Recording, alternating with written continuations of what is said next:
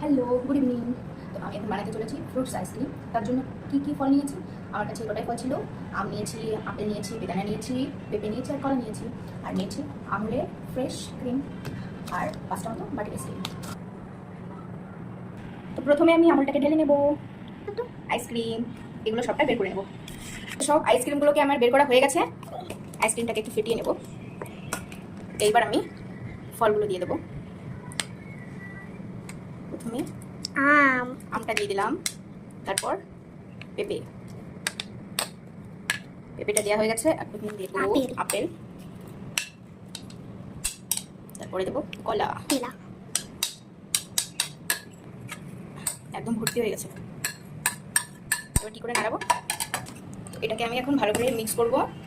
তোমার ice cream ফ্রুটে mix করা হয়ে গেছে। এখন আমি এটাকে একটা আইসক্রিম ডিব্বার মধ্যে রেখে ফ্রিজে রেখে দেবো। তো আমাদের আইসক্রিমের ডিব্বা দিয়ে ঢালা হয়ে গেছে। এটাকে বন্ধ করা হয়ে গেছে, ফ্রিজে দিয়ে দেবো। বাই।